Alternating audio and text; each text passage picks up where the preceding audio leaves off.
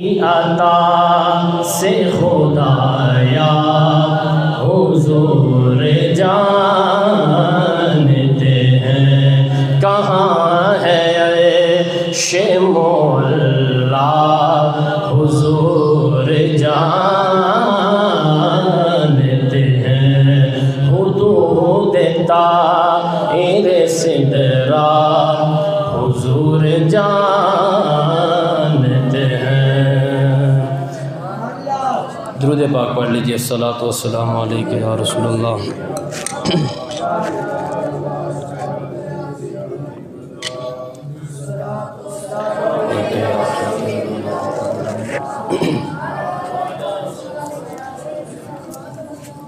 بعد از حمد و صلات لائق صد تکریم و احترام جملہ سامعین و حاضرین و ناظرین، السلام علیکم ورحمۃ اللہ وبرکاتہ۔ خالق کائنات کا بے حد و بے حساب شکر ہے کہ اس خالق و مالک نے ہمیں زندگی میں ایک مرتبہ پھر جمعہ المبارک کے یہ عظیم لمحات نصیب فرمائے۔ اللہ پاک ہم سب کا یہاں آنا مل بیٹھنا اپنی بارگاہ میں قبول فرمائے، اور اللہ تعالیٰ مجھے حق اور سچ بیان کرنے بعد ازاں ہم سب کو اس پر عمل پیرا ہونے کی توفیق عطا فرمائے۔ اور اللہ تعالیٰ سے دعا ہے کہ جو بھی ہمارے مسلمان کسی مجبوری، بیماری، عذر کی وجہ سے، شرعی عذر کی وجہ سے آج کی اس جمعہ مبارک کی برکتوں سے محروم ہیں، اللہ ہم سب کے لیے آسانیاں فرمائے، اور اللہ تعالیٰ اس عظیم دن کے صدقے تمام مسلمانوں کی نیک دلی جائز تمنائیں پوری فرمائے۔ حضرات عزیز وقار، رجب المرجب کا بابرکت مہینہ رواں دواں ہے۔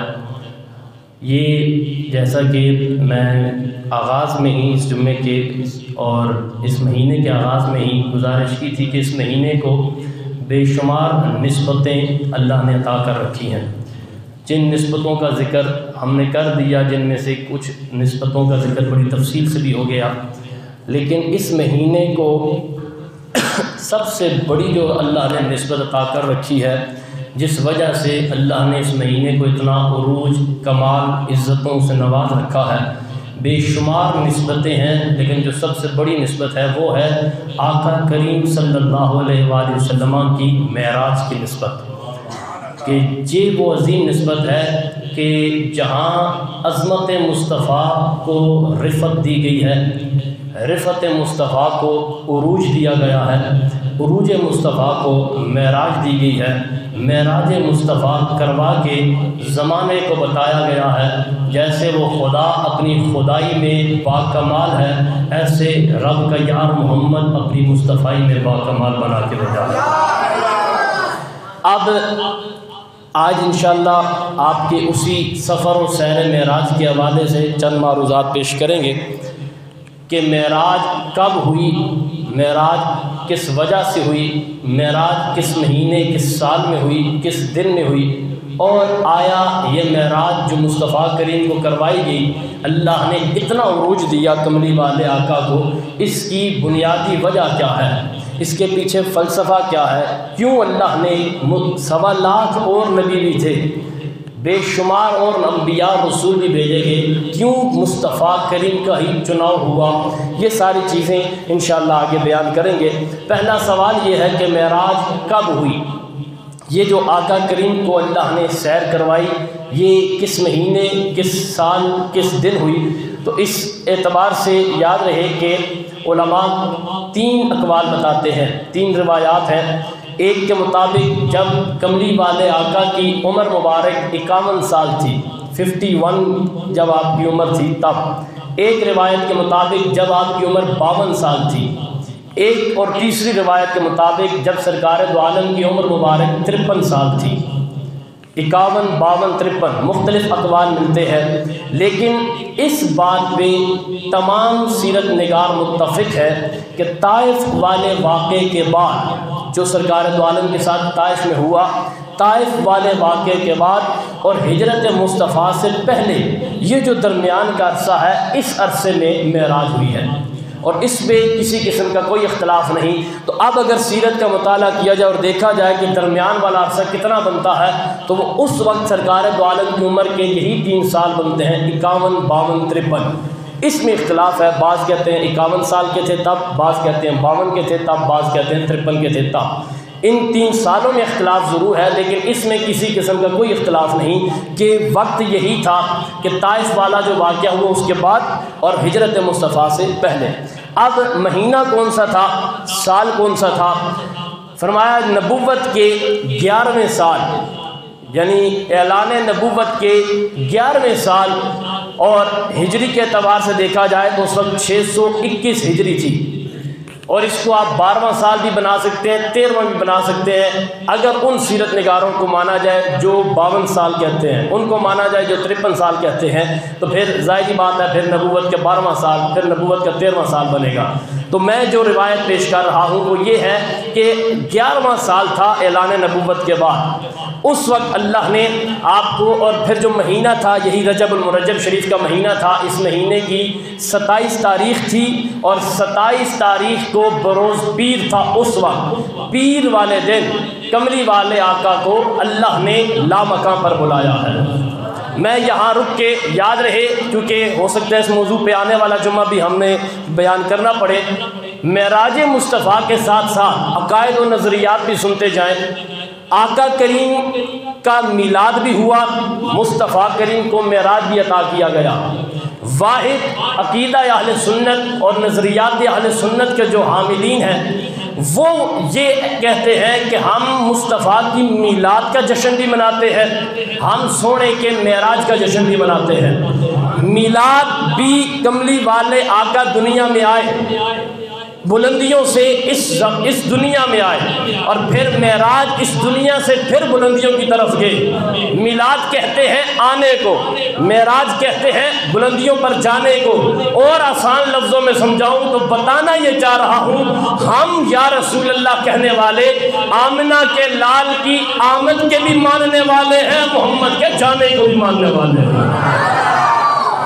آمد مصطفیٰ ہو میلاد مصطفیٰ کی صورت میں تب بھی آمنہ کا لال عظمتوں کا مالک نظر آتا ہے، معراج مصطفیٰ ہو آمنہ کے لال کی تو تب بھی محمد مصطفیٰ عظمتوں کے مالک نظر آتے ہیں۔ اب سنیے، معراج یہ تو پتہ چل گیا کہ اس مہینے میں ہوئی، اس سال میں ہوئی، اس دن میں ہوئی، لیکن کہاں سے کہاں تک ہوئی؟ تو علماء نے اس کے 3 حصے بیان کیے۔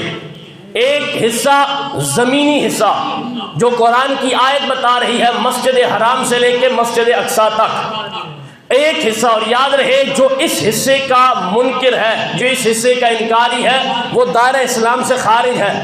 کیوں؟ کیونکہ یہ کسی مولوی پیر کا کہنا نہیں، یہ قرآن کے لفظ بتا رہے ہیں، قرآن کی آیت بتا رہی ہے کہ مسجد حرام سے مسجد اقصیٰ تک ہم نے اپنے یار محمد کو سیر کروائی ہے۔ اس حصے کے انکاری کو دائرہ اسلام سے خارج قرار دیا جائے گا۔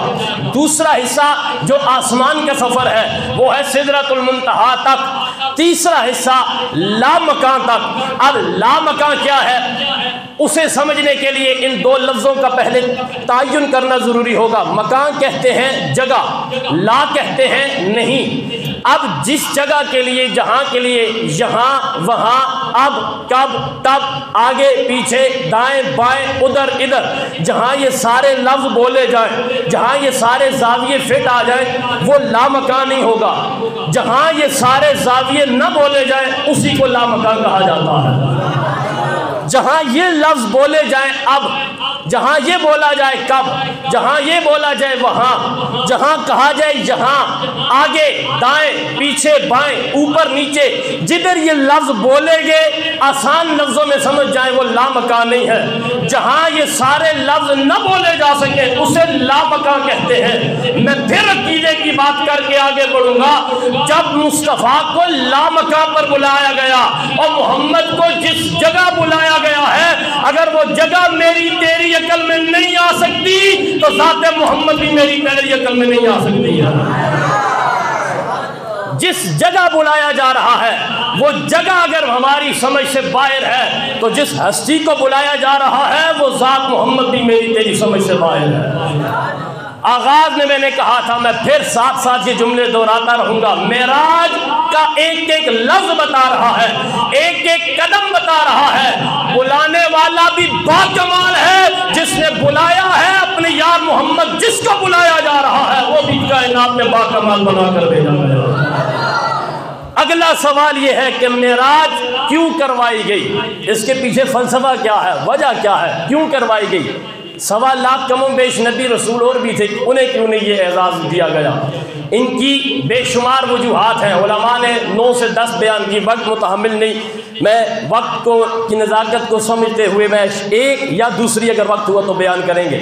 پہلی وجہ سنیے کہ کیا آخر وجہ کیا تھی کہ معراج کروائی گئی، جس پہ ہر مفسر نے تفاسیر میں بھی جب معراج کو لکھا تو یہ واقعہ وہاں بھی بیان کیا، یہ باتیں وہاں بھی لکھی، سیرت نگاروں نے بھی یہ باتیں لکھی ہیں۔ وہ کیا کہ جب کملی والے آقا نے اعلان نبوت کیا، توجہ رکھیے گا، حضور نے جب اعلان نبوت کیا، باقیوں نے غیر لوگوں نے جو کرنا تھا وہ تو کیا، لیکن سب سے زیادہ جو ظلم کیا گیا، سب سے زیادہ جس طرف سے تیر برسائے گئے، زبانیں تان کھولی گئی، وہ اپنے تھے۔ آپ تمام احباب زمانے میں دیکھتے رہتے ہیں، وہ شمار لوگ ایسے ہیں جو علم میں مجھ سے بڑے ہیں، عمر میں مجھ سے بڑے ہیں، وہ جانتے ہیں جب بھی اللہ کسی کو بڑا عہدہ رتبہ مقام دیتا ہے، غیر اتنا انہیں دکھ نہیں ہوتا، غیر اتنا تان و طنز نہیں کرتے جتنا اپنوں کو دکھ ہوتا ہے، جتنا حسد اپنوں میں ہوتا ہے، اور جتنی تکالیف اپنوں کی طرف سے بندے کو برداشت کرنی پڑتی ہیں اتنا غیروں کی طرف سے نہیں۔ تو یہی صورتحال مصطفیٰ کریم صلی اللہ علیہ وآلہ وسلم کے ساتھ نظر آئی کہ آپ نے جو اعلان نبوت کیا، غیروں نے تو جو کرنا تھا وہ کیا، لیکن ان سے زیادہ جو ظلم کیا آقا کے اپنوں نے کیا۔ ابو جہل جسے سب سے زیادہ آگ لگی تھی، اعلان نبوت ہوا، در بدر بھاگ رہا ہے، کبھی ادھر کبھی ادھر، ہر ایک کو بھٹکانے کی کوشش کر رہا ہے، اور یہاں تک کہ سارے واقعات بے شمار اسکول کی کتابوں میں بھی آپ نے پڑھ رکھے، میں ان واقعات کی طرف نہیں جاتا، نتیجہ تن بتا کے آگے نکلتا ہوں کہ سرکار دو عالم کو شعب ابی طالب میں جانا پڑا، اور آپ جانتے ہیں کہ 3 سال تک آقا کریم شعب ابی طالب میں رہے، مکہ شریف میں آپ کا داخلہ بند کر دیا گیا تھا 3 سال تک، اور جو سلوک وہاں پہ کیا گیا وہ بھی آپ سب جانتے ہیں کہ مصطفیٰ کریم کے ساتھ کتنا ظلم ہوا وہاں۔ جب 3 سال کے بعد واپس خانہ کعبہ میں تشریف لائے، آپ جب بھی عبادت کرتے، نماز پڑھتے، تو آپ کی گردن مبارک پر گندی اوجڑیاں لا کر رکھ دی جاتی، کبھی گندی چادروں کو لا کے آپ کے گلے میں رکھ کے گھسیٹا جاتا، جب اوجڑی رکھی جاتی تو سیدہ کائنات مخدومہ کائنات سیدہ فاطمہ الزہرا رضی اللہ تعالی عنہا آپ اپنے مبارک ہاتھوں سے آ کے اپنے بابا جان کے گردن مبارک سے اوجڑی کو ہٹاتی تھی۔ یہ ظلم بھی جب ہوا، پھر پتھر مارنا شروع کیے، سرکار دو عالم کو حکم ہوا سونے آپ طائف کے بازار میں جا، آپ میں سے جو گئے وہ سب جانتے ہیں، جو نہیں گئے اللہ حضور کی معراج کا صدقہ ہر ایک کو سونے نبی کا دیدار نصیب فرمائے، آقا کے گنبد خضرا کی سنہری چالیوں کا دیدار نصیب فرمائے۔ جو گئے ہیں وہ جانتے ہیں کہ طائف کا سفر کتنا کٹھن ہے، کتنا مشکل ہے، پہاڑی علاقہ، اب تو گاڑیاں ہیں، اب تو بندہ پھر آرام سے چلا جاتا ہے، لیکن اس دور میں سرکار دو عالم نے اتنا مشکل سفر کیا، وہاں پہنچے تو طائف کے بدماشوں باشوں نے بھی آقا کی عزت و عظمت کو نہیں سمجھا، حضور کی تعلیمات کو قبول نہیں کیا، حضور کو اپنے قریب نہ رکھا، بلکہ کیا کیا، وہاں کے اوباش اور بدماش لڑکوں کو حضور کے پیچھے لگایا، آقا کریم کو پتھر مروائے گئے، اتنے ظلم کروائے گئے، اتنے پتھر مروائے گئے کہ حضور کا پورا جسم لہو لہان ہوا، یہاں تک کہ آپ کے نالین مبارک، آپ کے جوتے مبارک خون سے بھر جاتے تھے، اتنا ظلم ہوا۔ جب سرکار دو عالم طائف سے بھی واپس آئے، سونے نبی کے قلب انور و مطہر پر شدید غم تھا، شدید غم آپ کے دل مبارک پر تھا۔ اللہ نے جبرائیل کے ذریعے مصطفیٰ کر یہ پیغام بھیجوایا، سونیا پریشان نہیں ہونا ہے، ہمارا یہ وعدہ ہے، ان اعظم الجزاء مع اعظم البلاء، بڑے رتبے پانے کے لیے بڑی آزمائشوں کو سہنا پڑتا ہے، بڑے عہدے پانے کے لیے بڑی آزمائشوں کو جھیلنا پڑتا ہے۔ اے میرے حبیب، اب ان ساری تکالیف کو دفن کرنے کے لیے، ان ساری مصیبتوں کو دور کرنے کے لیے اب ہم آپ کو وہ عروج دیں گے، طائف کے اوباش بھی دیکھیں گے، مکے کے جہل کے جاہل بھی دیکھیں گے کہ رب نے اپنے یار محمد کو انعام کیسا دیا ہے. ہمارا یار تم زمین والوں نے نہیں مانا, ایسے مانو اب رات کے تھوڑے سے حصے میں اسے پوری کائنات کا سیر کروائی جا رہی ہے.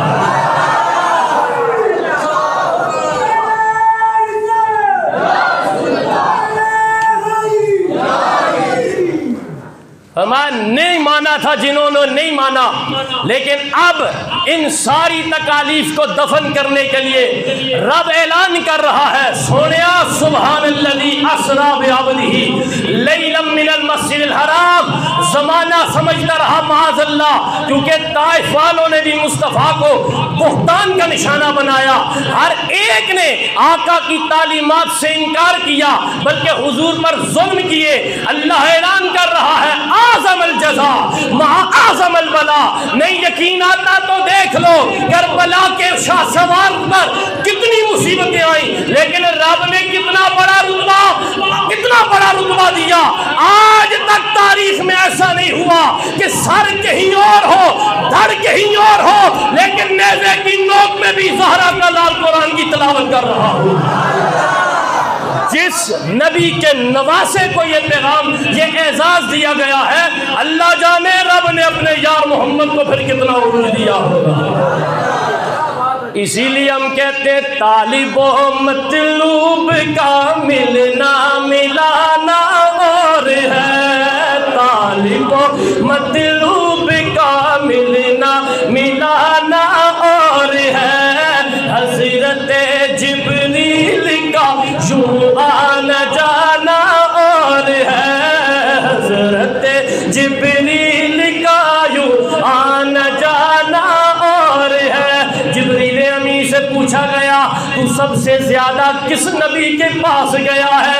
بارہا آپ یہ روایت سنتے آئے, بس نتیجہ تن بتا رہا ہوں. نوریوں کا سردار جبریل بھی یہ کہہ رہا ہے, میں سارے نبیوں کے زمانوں کو دیکھتا آیا ہوں, ہر اللہ کے نبی کے پاس گیا ہوں, ہر رسول کے پاس گیا ہوں, لیکن سب سے زیادہ میں نبی آخر الزمان کی بارگاہ سے فیض یافتہ ہوا ہوں. حضرت جبریل کا یوں آنا جانا اور ہے, طالب و مطلوب کا ملنا ملانا اور ہے. بولیے طالب و مطلوب کا, بولو طالب و مطلوب کا ملنا ملانا اور ہے. بولو بولو طالب و مطلوب کا, طالب و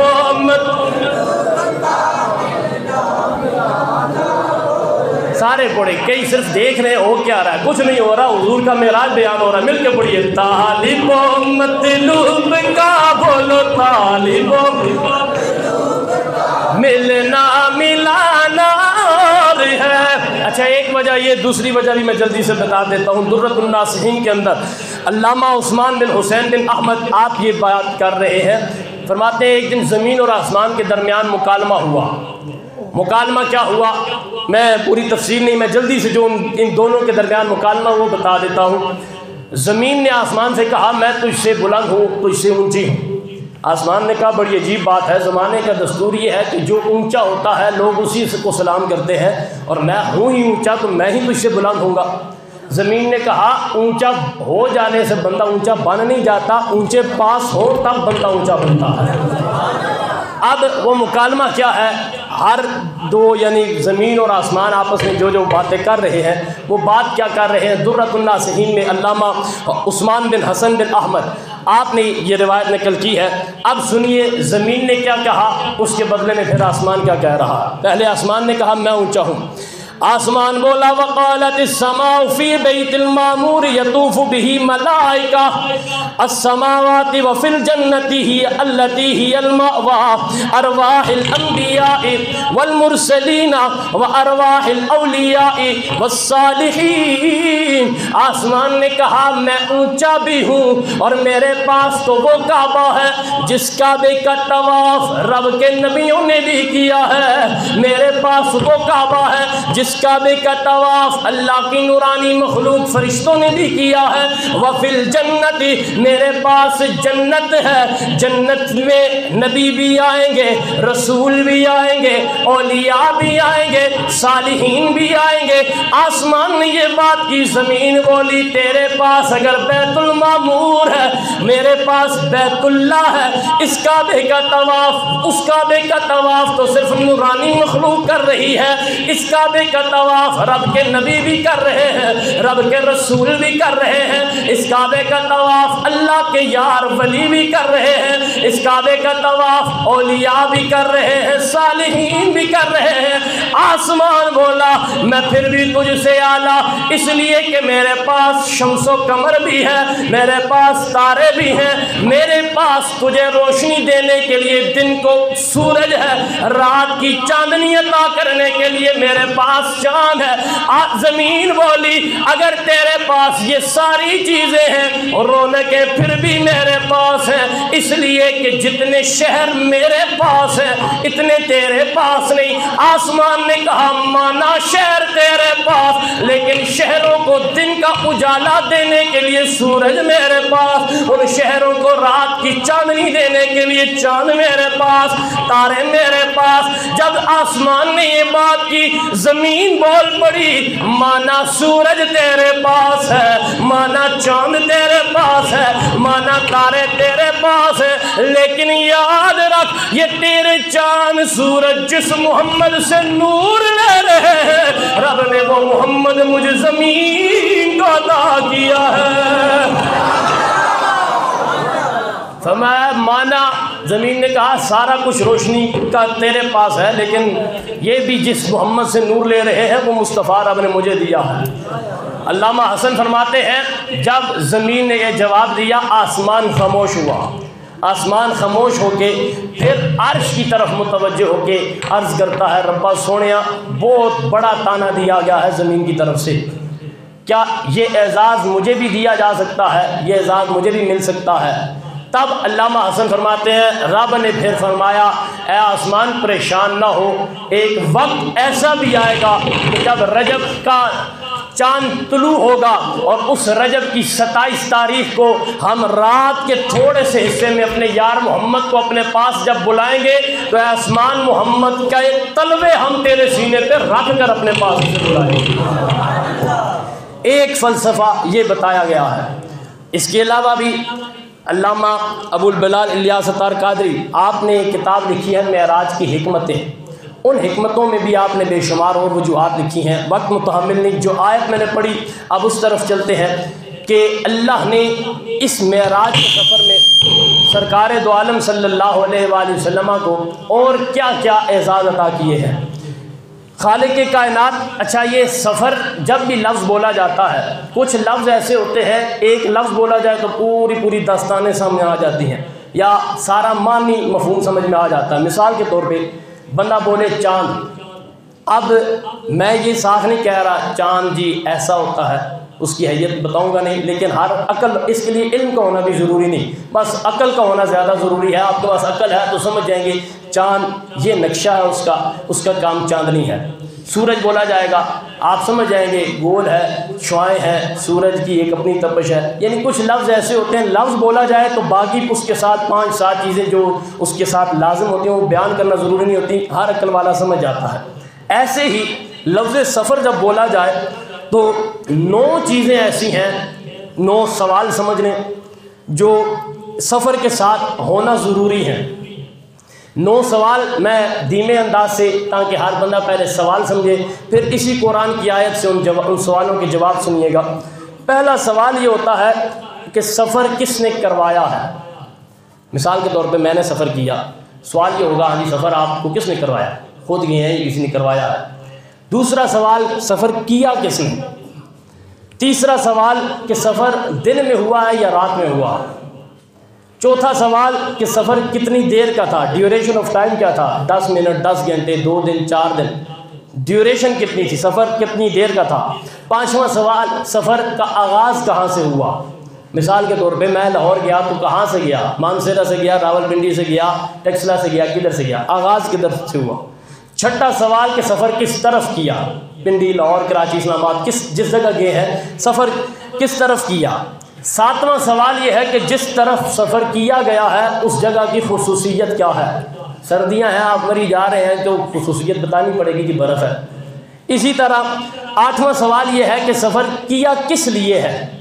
آپ چلے تو گئے ہیں لاہور، کراچی، جدھر بھی آپ نے سفر کیا، وجہ کیا ہے، کس لیے کیا۔ نوواں اور آخری سوال یہ ہے کہ یہ سفر تھا یا صرف سیر تھی، یعنی یہ سفر آپ نے کیا ہے یا سیر تھی۔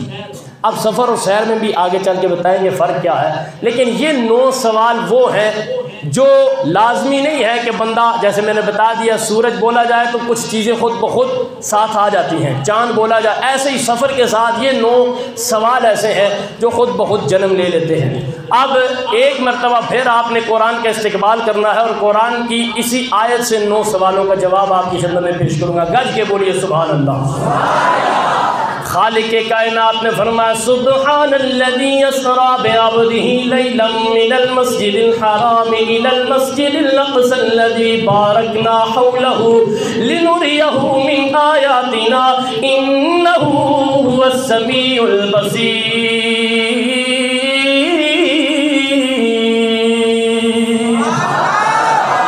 پہلا سوال یہ ہے کہ سفر کس نے کروایا۔ آواز قدرت آ رہی ہے، قرآن کے لفظ بتا رہے ہیں سبحان،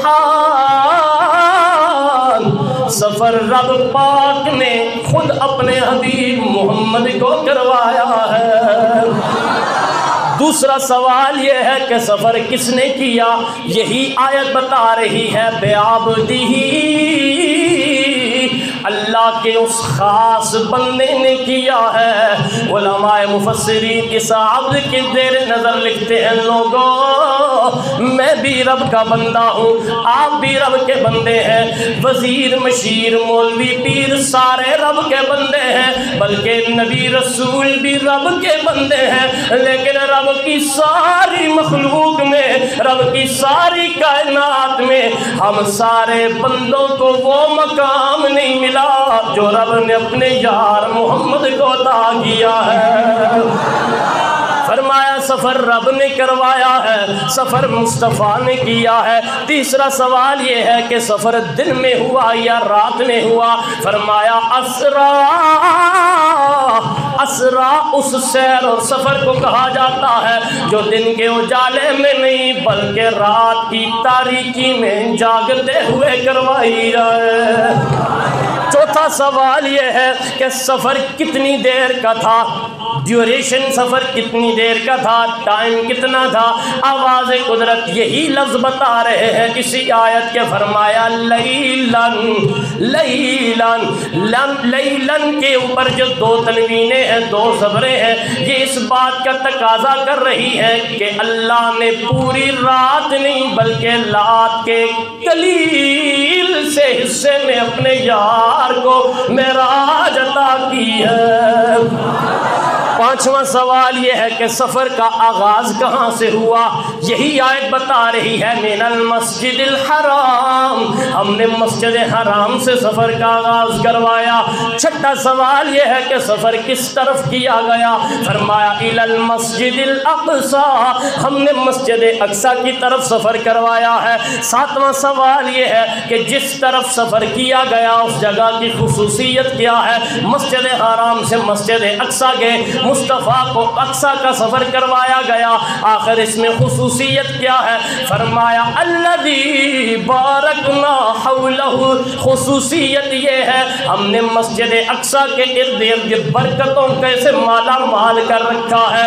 آٹھواں سوال یہ ہے کہ سفر پھر کیا کس لیے ہے، فرمایا لنریہ من آیاتنا، ہم نے بے معنی سفر نہیں بلکہ یار کو رب نے اپنی آیتیں، اپنی نشانیاں دکھانی تھیں، اس لیے سفر کروایا گیا۔ نوواں اور آخری سوال یہ ہے کہ یہ سفر تھا یا سیر تھی، یہی قرآن کا لفظ بتا رہا اسرا، لوگوں یار کو ہم نے سفر نہیں بلکہ میں رب کہہ رہا ہوں سونے کو سیر کروائی ہے۔ یہ 9 سوال جو سفر لفظ کے ساتھ ہر انسان کے ذہن میں آتے ہیں، رب کا قرآن دیکھو، قرآن کی فصاحت و بلاغت دیکھو، میرے رب نے کملی والے آقا پر کتنا کرم فرمایا، کتنا کملی والے آقا پر رحم فرمایا۔ ایک سفر کروا کے، ایک سیر کروا کے اللہ نے جتنے سوال ذہنوں میں جنم لیتے ہیں، ہر سوال کا جواب قرآن کے لفظوں کی صورت میں بتا کر دنیا کو پیغام دے دیا، خبردار کوئی بھی محمد کو اپنے جیسا نہ سمجھے۔ میں پھر وہ جملہ بولوں گا جو آغاز میں کہا، یہ معراج کی سیر بتا رہی ہے، بلانے والا بھی بے عیب و با کمال ہے، جانے والا بھی بے عیب و با کمال ہے۔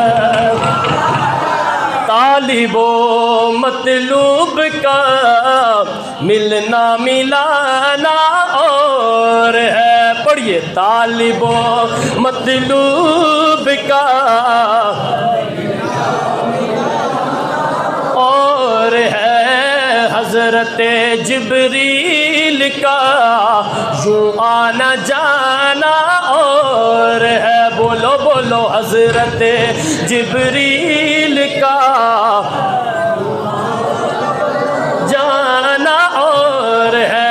آپ جانتے ہیں، بارہا آپ سنتے آئے علماء سے، رب کے کلیم موسیٰ نے بارہا رب کی بارگاہ میں عرض کی، ربا سونیا تجھے دیکھنا چاہتا ہوں، تیرا دیدار کرنا چاہتا ہوں۔ قرآن کے لفظ بتا رہے ہیں، آواز قدرت آتی، لن ترانی لن ترانی لن ترانی، موسیٰ تو نہیں دیکھ سکتا، لیکن چونکہ موسیٰ علیہ السلام کی طبیعت میں بھی جلال تھا، آپ نے بھی رب کی بارگاہ میں بار بار عرض کی، ربا سونیا دیکھنا ہے تجھے، دیکھنا ہے تجھے۔ پھر آواز قدرت آئی، فرمایا طور پہ آ جا، ایک تجلی ڈالی جائے گی، اگر تو اس تجلی کو برداشت کر گیا تجھے اپنا دیدار بھی کروایا جائے گا۔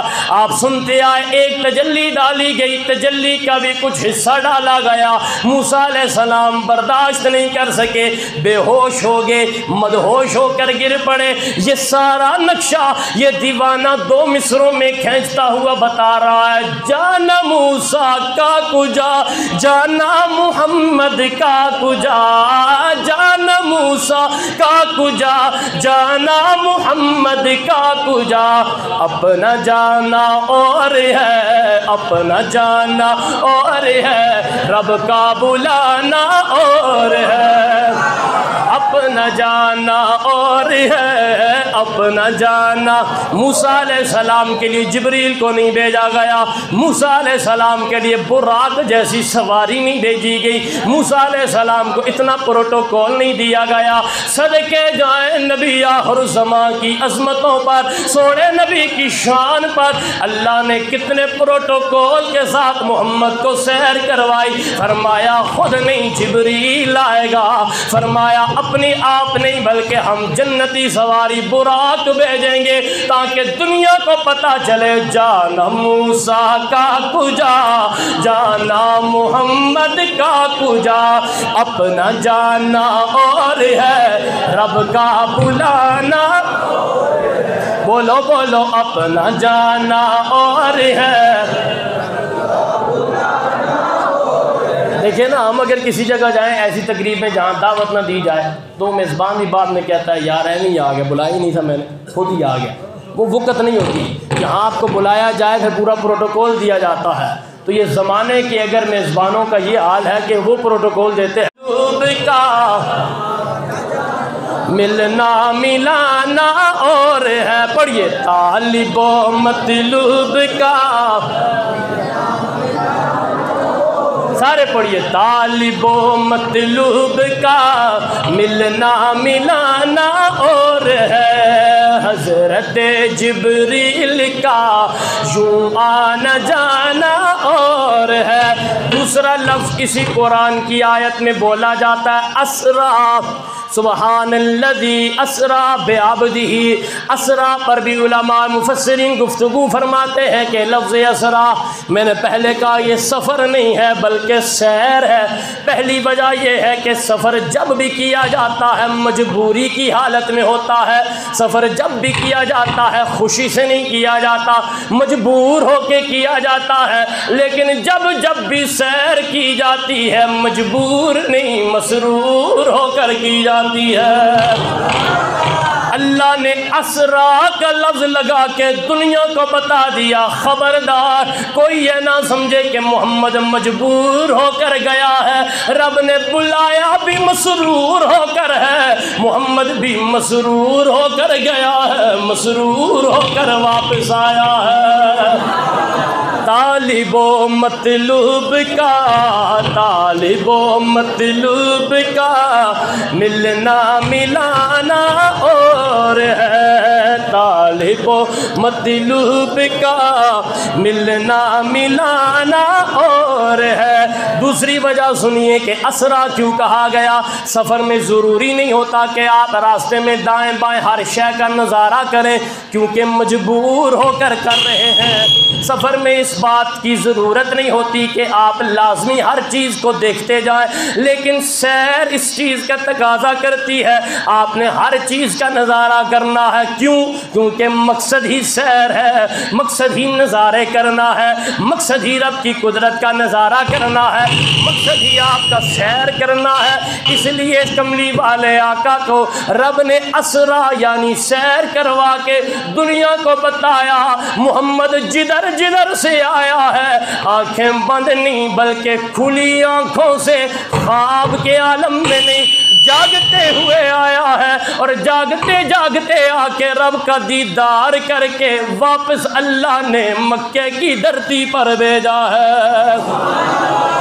तालिबो मतलूब का, तालिबो मतलूब का मिलना मिलाना। तीसरी वजह अल्लामा कुर्तबी तफसीर कुर्तबी में फरमाते हैं ये जो लफ्ज़ असरा है इसका लुगत में भी माना ये है कि रात के वक्त जागते हुए किसी जगह की सैर करना।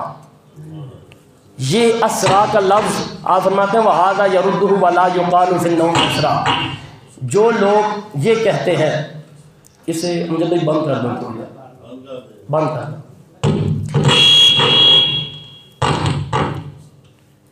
फरमाया जो लोग ये कहते हैं कि रात के वक्त हुजूर को ख्वाब के आलम में ये सारा सफ़र करवाया गया है, इसका हकीकत से माज़अल्लाह कोई ताल्लुक़ नहीं।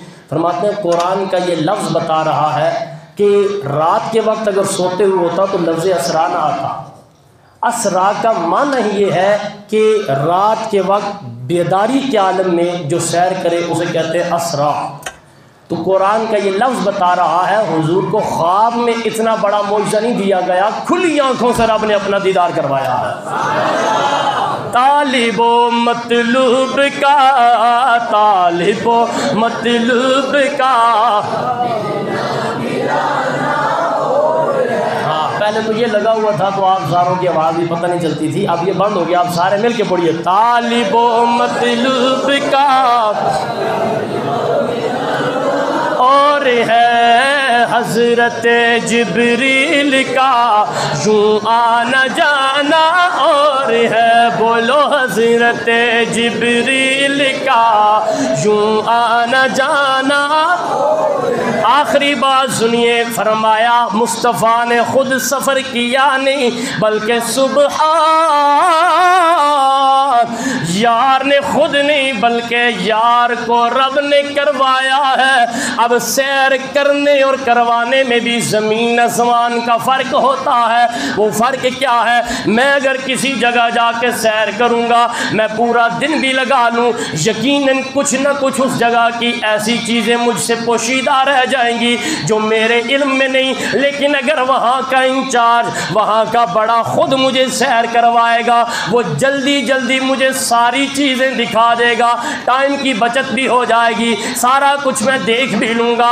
رب نے یار کو سیر کروائی ہے، کملی والے آقا نے خود کی نہیں ہے۔ اشارہ اس بات کا دیا جا رہا ہے، مسجد حرام سے مسجد اقصی تک زمینی سفر جو ہوا، ہم نے یار کو زمین کے اوپر کے احوال بھی دکھائے ہیں، محمد کو زمین کے اندر کے احوال بھی بتائے ہیں۔ اچھا، اوپر کے احوال تو ٹھیک ہے جی بتائے گے، اندر کے کیسے؟ یہ انشاءاللہ اگلے جمعے، ابھی تو معراج سیر کا آغاز ہوا ہے، اگلے جمعے انشاءاللہ اس کو مکمل کریں گے، تفصیل آگے بتائیں گے۔ اشارتاً بتا دیتا ہوں، حضور خود فرما رہے ہیں کہ میں جب موسیٰ کی قبر کے پاس سے گیا تو میں نے دیکھا کہ موسیٰ اپنی قبر میں کھڑے ہو کے نماز پڑھ رہے ہیں۔ قبر میں، قبر آپ سب جانتے ہیں، مجھے نہیں پتا جو لوگ حضور کے معراج کو نہیں مانتے ان کے ہاں قبریں باہر سرعام ہوتی ہوں تو الگ بات ہے، ہمارے ہاں تو قبر کے اندر ہی مردے کو دفن کیا جاتا ہے۔ تو حضور زمین کے اندر کے احوال بتا رہے ہیں، کیوں؟ کیونکہ فرمایا ہم نے خود سیر کروائی ہے، ایسی سیر کروائی جا رہی ہے، اور جس نبی کو زمین کے اندر کے احوال بتائے جا رہے ہیں، اللہ جانے اس محمد سے کائنات کی پھر ظاہری کس چیز کو چھپایا گیا ہوگا، ہر شے کا نظارہ کروا کے بتایا گیا۔ طالب و مطلوب کا، طالب و مطلوب کا ملنا ملانا اور ہے، طالب و مطلوب کا ملنا ملانا اور ہے، حضرت جبریل کا یوں آنا جانا اور ہے۔ اگلا لفظ ہے اسرا بعبدہ، لفظ عبد پر بھی علماء نے طویل بحث کی، میں صرف آغاز کر کے اختتام کروں گا تاکہ اسی سے آگے پھر یہاں سے بات اگلے جمعے چلائی جائے۔ عبد کیوں کہا گیا ہے؟ نبی نہیں کہا گیا۔ عبد کیوں کہا گیا ہے؟ رسول نہیں کہا گیا۔ علماء فرماتے ہیں نبی اس لیے نہیں کہا، اگر نبی کہا جاتا زمانے کے گستاخ سینہ چوڑا کر کے کہتے او جی یہ دیکھو نا عظمتیں تو تب دی جا رہی ہیں جب کملی والے آقا کو نبوت ملی ہے۔ ہم نے کہا ہمارا بھی تو یہی دعویٰ ہے، نبوت کے بھی 11ویں سال سونے نبی کو معراج دیا گیا ہے۔ اب عبد کیوں کہا گیا؟ اس لیے کہ رب جانتا تھا ایسے پروفیسر بھی آئیں گے، ایسے لوگ بھی کائنات میں پیدا ہوں گے جو میرے یار کی اس عظمت کا انکار کریں گے۔ فرمایا سنو سنو، رب نے خواب میں نہیں، رب نے مصطفیٰ کو جاگتے ہوئے، اگر خواب میں ہوتا تو کہا جاتا بروح عبدہ، کہا جاتا ہم نے سونے کو جاگتے نہیں بلکہ سوئے ہوئے یہ ساری سیر کروائی ہے۔ فرمایا عبد کا لفظ اس بات کا تقاضا کرتا ہے، عبد بولا جائے تو جسم بھی ہوتا ہے، روح بھی ہوتا ہے، کبھی جسم کو عبد نہیں کہا گیا، کبھی معاذ روح کو عبد نہیں کہا گیا، بلکہ روح اور جسم کو کمبائن کیا جائے تب لفظ عبد بولا جاتا ہے۔ فرمایا زمانہ سن لے، سونے کو ہم نے معاذ جسم کے ساتھ نہیں، معاذ روح کے ساتھ نہیں، مسجد حرام سے مسجد اقصی تک، وہاں سے سدرۃ المنتہا تک، وہاں سے لامکانوں تک، یہ جتنی سیر کروائی ہے محمد کو جسم کے ساتھ روح کے ساتھ اپنے پاس بلایا ہے تاکہ کوئی گستاخ یہ نہ کہہ سکے آقا گئے نہیں ہیں، آقا نے دیکھا نہیں ہے۔ اگر یہ اعتراض کرو گے تو قرآن کے اس لفظ کو نکالنا پڑے گا، لیکن یہ بھی یاد رہے کائنات ساری درم برم ہو سکتی ہے، سورج مغرب کے بجائے مشرق میں غروب ہو سکتا ہے، کائنات ساری کا نظام الٹ ہو سکتا ہے۔ رب کعبہ کی قسم، نہ رب کے بیان میں رد و بدل ہوگا، نہ قرآن کے کسی حرف زبر زیر میں بدلا جا سکتا ہے۔ قرآن کے یہ لفظ بتا رہے ہیں، مچل کے بولو طالب و مطلوب کا اور ہے، بولو بولو طالب و مطلوب کا ملنا ملانا اور ہے۔ طور پر موسیٰ کو کو دکھلائی گئی تھی ایک جھلک طور پر، موسیٰ کو دکھلائی گئی تھی ایک جھلک، توجہ، سامنے یوں بیٹھ کر، سامنے یوں بیٹھ کر جلوہ دکھانا اور ہے، سامنے یوں بیٹھ کر، سامنے یوں بیٹھ کر، خبردار میری اس گفتگو سے کوئی یہ مطلب نہ لے کہ میں معاذ اللہ نبیوں کا مقابلہ کروا رہا ہوں۔ ہم جس عقیدے کے حامی ہیں، ہم تو بزرگوں کی کشتیاں کروانے کے بھی قائل نہیں، نبی تو بڑے اونچے رتبے والے ہیں، میں مقابلہ نہیں بلکہ میں تلک الرسل فضلنا بعضهم علی بعض، قرآن کی اس آیت کا سہارا لے کے بتا رہا ہوں۔ رب نے خود بتایا ہے ہر رسول، ہر نبی، نبیوں میں سے بھی رسولوں میں سے بھی ہم نے بعضوں کو بعض پر فضیلت دی ہے۔ علماء فرماتے ہیں ہر ایک کو دوسرے سے فضیلت ملی ہے، لیکن آمنہ کے لال کو فضیلت نہیں بلکہ رب نے اپنے یار محمد کو سب سے افضل بنا کے بھیجا ہے۔ وہ طالب و مطلوب کا ملنا ملانا اور ہے، میں بار بار یہ جملے جنہوں نے مجھے سن رکھا وہ جانتے ہیں، میں پھر کہتا چلوں، ہر نبی نبوت کے ساتھ آیا ہے، ہر نبی نبی بن کے آیا ہے، آمنہ کا لال نبی نہیں، نبیوں کا امام بن کے آیا ہے، ہر رسول رسول بن کے آیا ہے، مدینے کا سلطان رسول نہیں، رسولوں کا امام بن کے آیا ہے، ہر نبی کو جس نبی کو رب نے امت دی ہے، ہر نبی صرف امت لے کے آیا، میرے تیرے نبی کو امت نہیں بلکہ خیر امت کا تاج عطا کیا گیا ہے، ہر نبی کی نبوت اپنی نہیں بلکہ طفیلی ہے، آمنہ کے لال کی نبوت طفیلی نہیں ذاتی ہے۔ کیا مطلب؟ جس نبی کو نبوت ملی محمد کی نبوت کا صدقہ، جس نبی کو رسالت ملی مصطفیٰ کی رسالت کا صدقہ، ہر نبی جس کو بھی معراج دیا گیا ہے، زمانہ سن لے، ہر ایک کی معراج فرش پہ ہے، آمنہ کے لال کو معراج ملا ہے، فرش پر نہیں بلکہ عرش پر بلایا گیا ہے۔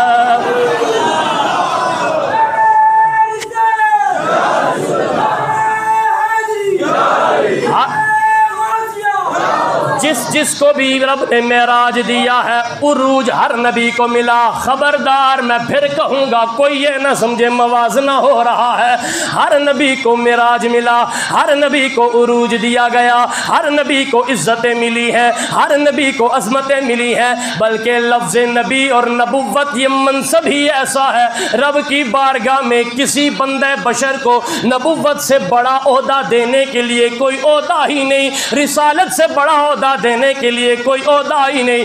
ہر رسول، ہر نبی نبوت کا تاج لے کے آیا ہے، حالات جیسے بھی ہوں، مہنگائی جتنی بھی بڑھا دی جائے، ہمارا عقیدہ کل بھی یہی تھا، آج بھی یہی ہے، رب محمد کی قسم ہے، ہر نبی نبی بن کے آیا ہے، نبوت کا تاج لے کے آیا ہے، میرا تیرا نبی نبوت کا نہیں بلکہ ختم نبوت کا تاجدار بن کے آیا ہے۔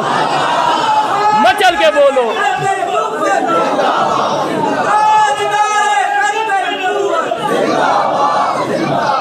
طالب و مطلوب کا، طالب و مطلوب کا ملنا ملانا اور ہے۔ بات میری ختم، یہ آخری شعر اس لیے پڑھ رہا ہوں، مقبولیت کی اللہ جانے۔ اعلیٰ حضرت فاضل بریلوی فرماتے ہیں کہ جمعۃ المبارک میں اس عظیم دن میں کچھ لمحات ایسے ہوتے ہیں اللہ قبول کر لیتا ہے، انہی لمحات کو ایسا جانتے ہوئے، ایسا عقیدہ رکھتے ہوئے تو یہ دو مصرے سنیے گا۔ ایسا بالے چل مجھے بھی روبرو سرکار کے، ایسا بالے چل مجھے بھی روبرو سرکار کے، اپنے منہ سے داستاں، اپنے منہ سے داستاں اپنی سنانا اور ہے۔ مدینے جاتے ہیں نا ہم کہتے ہیں کہ ہمارے لیے بھی دعا کرنا، لیکن جو گئے ان سے پوچھو جب وہ خود جاتے ہیں تو ان کی اپنی کیفیت کیا ہوتی ہے۔